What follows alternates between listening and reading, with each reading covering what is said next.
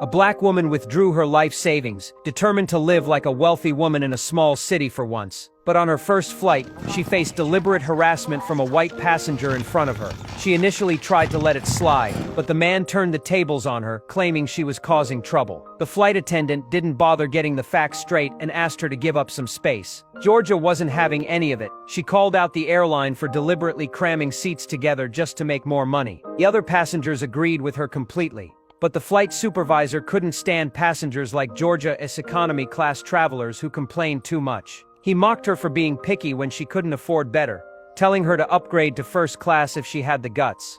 How much is it? Beg your pardon? How much for the damn cocoon? Right here.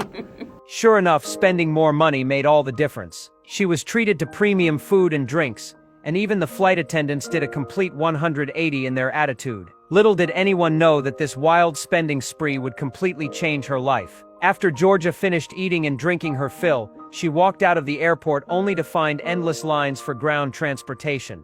That's when a poster on the wall caught her eye, and she didn't hesitate to book a helicopter ride. This once-in-a-lifetime experience thrilled someone from her humble background.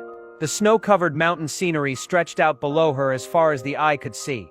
In just half an hour, she landed on the rooftop of her 5-star hotel. Though the hotel was full of high society guests, Georgia's flashy arrival had everyone wondering who she really was. Who is that? All I know, Senator, is that the last time someone arrived by helicopter, it was Elton John. Sir Elton John.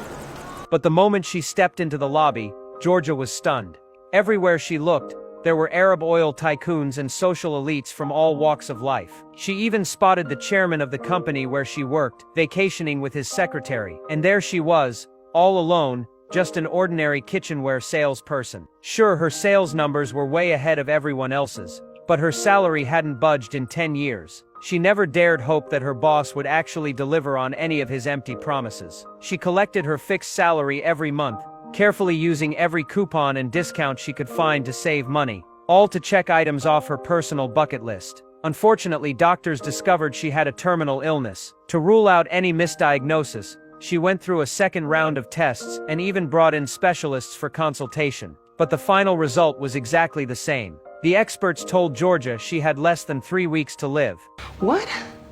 Like I'm gonna die? Even worse news followed. Her insurance wouldn't cover this particular condition. This meant Georgia would have to shoulder hundreds of thousands of dollars in treatment costs all by herself. This devastating news hit her like a bolt from the blue, completely crushing someone who had been frugal and thrifty for half her life. Yet she hadn't accomplished a single dream from her wish list. She'd never visited her favorite travel destinations or tasted the food she'd always wanted to try. She'd even had to piece together her own wedding photos by hand. So Georgia boldly quit on her exploitative boss. She decided to give herself one final vacation. Because she'd taken the helicopter, Georgia arrived at the hotel 2 hours early. The front desk staff told her that her reserved room wasn't ready yet, and the only available room was the presidential suite at $4,000 per night.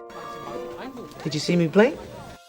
She accepted the incredibly attentive service and learned to tip like wealthy people do. But Georgia's generosity completely shocked the bellhop, who had no idea who this mysterious big spender was. The bellhop only dared to accept one bill, and returned all the rest. She then slowly walked to the window and gazed out at the beautiful scenery. Georgia couldn't help but reflect on what kind of life she'd been living all these years, only discovering how to enjoy life when she was about to die. So she began frantically trying out all the exclusive spa treatments that the hotel offered to wealthy guests. She not only used electric shock therapy for skincare and wrinkle removal, but also had hot stone massages with stones bigger than her head, and even got beaten with tree branches as a form of massage. Though she didn't quite understand the logic behind these treatments, she forced herself to experience them all.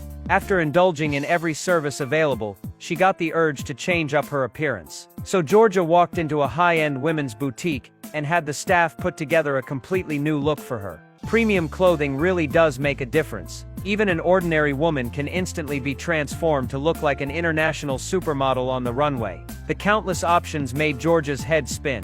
Finally, among all the gorgeous outfits scattered around, she chose a relatively understated red evening gown and headed to the hotel restaurant for dinner. Out of her love for good food, she didn't hesitate to order everything on the menu without making any special requests to the chef. In contrast, the wealthy diners nearby seemed incredibly demanding, not only making various special requests, but specifically asking for celebrity chefs to personally prepare their meals. All these strange and difficult demands instantly infuriated the head chef. No butter, no cream, no whipped, no dairy, no fat. Eh, merde! Why do they bother to eat? However, when he received George's order, his anger immediately cooled.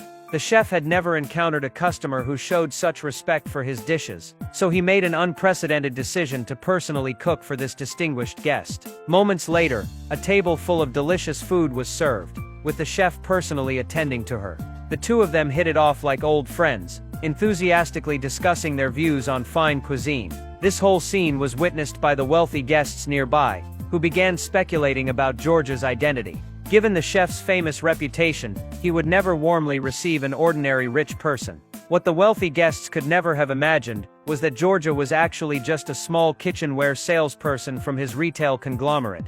Her genuine love for good food had unexpectedly caused the wealthy guests to completely misread the situation. This made a nearby congressman absolutely convinced she was some kind of hidden socialite. So after the dinner, he deliberately approached Georgia, hoping to become friends with her. However, a wealthy businessman who had just finished his shower happened to witness this conversation and couldn't help but suspect she was a hidden competitor sent specifically to sabotage his business partnership with the congressman. So he sent his secretary to investigate Georgia's true identity. The next day, while Georgia was enjoying a massage, the secretary also came to the spa to eavesdrop. But when the masseuse applied too much pressure, the secretary immediately started cursing. Georgia couldn't stand watching this, and as someone from a working-class background herself, immediately stood up for the masseuse. You got tension in your neck because you keep going down on Mr. Cragen, and he's a married man. At least this poor lady trying to work it out of you. Don't take it out on Brigitte. The secretary was left speechless by Georgia's confrontation and felt considerable guilt, so she approached Georgia for a heart-to-heart conversation. The young woman said she had no choice. She didn't have any special talents, and could only use her looks to get resources, but she believed the wealthy man would divorce his wife and marry her. Georgia told her not to be naive. To wealthy men, the girl's beauty meant nothing. Rich men could replace their mistresses anytime they wanted. Why waste time on someone who was just using her? You just need to leave him. If I leave him, I'll have to quit my job. Well, then you go back to school. After this conversation, though Georgia didn't know whether the girl would change her ways, when she returned, she was clearly no longer blindly obedient to the wealthy man. The girl firmly told him that Georgia was just a tourist enjoying her trip, and he should stop making malicious assumptions about others. But this wealthy man just couldn't stand women who stole his spotlight. That very evening, the congressman invited Georgia to dinner again. Though the wealthy man was extremely reluctant, he kept quiet out of respect for the congressman. But then the server came to tell Georgia that the chef had personally prepared a lavish feast just for her. Georgia graciously invited the congressman to join her. This way everyone got to benefit from Georgia's special treatment. Everyone except the wealthy man, who sat alone at his table. Listening to the laughter and conversation from across the room, it was obvious that everyone had been charmed by Georgia's personality. The wealthy man could only swallow his pride, grab a small stool, and invite the congressman to tour his glass factory tomorrow. However, when they learned that Georgia was planning to go wingsuit flying, everyone was drawn to her plans instead. Well, I hear it's a completely liberating experience. That is a great idea. Let's Better do than it. some glass factory. The wealthy man, having lost the spotlight again, naturally wasn't pleased. He quickly challenged Georgia, determined to secure his position. But the next day, when both of them were actually standing at the edge, they were both too terrified to move. However, Georgia had already come to terms with life and death. When the instructor gave the signal, she resolutely leaped off the cliff. But when it was the wealthy man's turn, he got cold feet. Despite encouragement from his companions on the mountain, he kept making excuses about unsafe equipment, and even climbed over the barriers to escape. This competition left him thoroughly humiliated. So when he returned to the hotel, he slipped some money to Georgia's sweet butler, asking her to investigate Georgia's background. Then he invited the congressman and Georgia to the casino. Seeing everyone's enthusiasm, Georgia didn't want to be rude and decline. So she said she'd go back to her room first to change clothes. Georgia had accomplished almost everything on her wish list. The only thing missing was being with the person she loved, but there was no time left for that. She could only leave him a farewell letter. What Georgia didn't know was that her boyfriend Sean already knew about her illness. Worried about Georgia's safety, Sean had already set out to find her. Perhaps fate just loves to play tricks on people, and not just with love. Even Georgia, who was dying, was blessed with incredible luck at the casino. On her first bet, she put down all her chips and actually won. From then on, whatever number she picked hit perfectly. Great. Now you changed my luck for the better? She couldn't believe heaven was toying with her like this. But the congressmen who followed her bets were thrilled. They all made huge profits. Only the wealthy man who kept betting against her bore all the losses alone. In the end, Georgia alone won $2 million worth of chips. But when she returned to her suite, the usually stern butler suddenly changed her attitude and became very friendly. Georgia was confused, thinking maybe she'd heard about the winnings, and that's why she was acting this way. But then the butler suddenly hugged her, and everything became clear. It turned out that while investigating for the wealthy man, the butler had found Georgia's work ID, and also discovered the farewell letter she'd left behind. Intense guilt washed over her entire body. She confessed everything to Georgia, and begged for her forgiveness. But Georgia didn't blame her at all. In fact, she was happy that a second person now knew her secret. Then the butler asked her whether she should be spending her final days with the person she loved. Yeah, I've been thinking about that myself. One in particular. It's time I go home and find him. The next day, Georgia got into a car to head home, but halfway there, an avalanche blocked the road. It seemed like fate's doing again. Heaven had crushed her hope of seeing Sean. What Georgia didn't know was that just behind all that snow, the man she loved was facing the same problem. Because of the avalanche, even more people were trapped at the hotel, and the kitchen staff were overwhelmed. Unexpectedly, Georgia volunteered to help out. Seeing how happily she was cooking, the chef looked melancholy and said he really admired Georgia's optimistic attitude. Georgia immediately realized that the butler had told the chef about her situation. I'm so sorry. Let's not say anything, all right? Let's just cook. The onions, they make me cry. The chef was also infected by Georgia's attitude, and the two of them thoroughly enjoyed the cooking process together. Soon a lavish New Year's Eve dinner was ready. The chef thanked Georgia for her contributions in front of all the guests. Then she went back to change into an evening gown, and gracefully accepted it all. Even if she couldn't see Sean, she was content missed after all, whose life doesn't have regrets. But just as she returned to the party, the wealthy man stood up again. He had still managed to find out Georgia's identity through his company connections. So in front of all the congressmen, he exposed Georgia as a fraud, pretending to be a socialite when she was really just a kitchenware salesperson making $30,000 a year. But Georgia calmly stood up and admitted that she was indeed just a small employee of the wealthy man's company. The chef tried to stop her from continuing, but the wealthy man interrupted, insisting that Georgia explain everything clearly. And Georgia finally had the chance to publicly share the secret she'd been keeping inside. I just came here to blow every last cent of my money. You see, I'm gonna die. Georgia, please. It's okay, it's okay. It's all right. Georgia held nothing back as she told them about her illness, and why she'd come here. The only reason she hadn't mentioned it beforehand was because she didn't want to ruin everyone's mood. After Georgia raised a toast to wish everyone well, she turned and left. The wealthy man was scorned by everyone for his actions, and even his beloved secretary finally woke up to reality. And then I'm gonna go back to school. And then one day, when your wife finally decides to divorce you and takes half of everything you have, I'll only be too happy to help her figure out exactly how much that should be. The girl ultimately decided to leave him too. At that moment, the wealthy man belatedly realized his mistake. He had done something so despicable to a dying person. Unable to live with the shame, he climbed to the hotel's rooftop and sat alone on the terrace, drinking.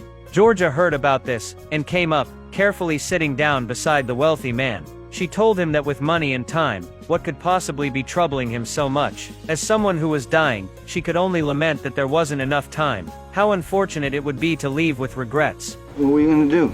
But I was gonna open me up a little restaurant. And of course a husband. After this conversation, the wealthy man's suicidal thoughts completely disappeared, and he started gossiping about who her boyfriend was. Georgia mentioned that he was also one of his employees, and that she was about to die without ever having confessed her feelings to Sean. Just then, Sean's voice calling her name echoed from the plaza below. Georgia thought her condition was worsening, and she was having auditory hallucinations, but the wealthy man pointed out the man standing down below. Sean, what are you doing here? Wait, I'm coming! It turned out that the avalanche hadn't made him give up his search for Georgia. Despite his driver's attempts to dissuade him, Sean had resolutely decided to cross the snowy mountains on foot. Georgia kept asking why he was there, and Sean finally revealed his true feelings. Georgia Bird, I want to be with you. Whether it's for 5 minutes here on this ledge, or 50 years. Faced with her beloved's confession, Georgia excitedly whispered with the wealthy man. But then she remembered her limited time left, and began complaining about heaven's unfairness. Just then, the butler climbed out through the window with good news. The doctor had sent a fax saying that Georgia didn't have a terminal illness after all. It turned out the hospital's equipment had malfunctioned, and anyone tested would have gotten the same diagnosis. I'm gonna live! Yes! Heaven had played a huge joke on her, not only giving her back her life, but also bringing the person she loved most to her side. This dream-fulfilling journey had undoubtedly made her the biggest winner of all. Later, they returned to their original city, and she and Sean opened their own restaurant together. On opening day, the chef personally came to help out, and friends came to show their support. Even though Georgia had been misdiagnosed with a terminal illness, when facing what she thought were her final days, she didn't wallow in self-pity. Instead, she embraced this last vacation with an optimistic and positive attitude. Her optimistic spirit touched everyone around her, and ultimately brought her true love as well.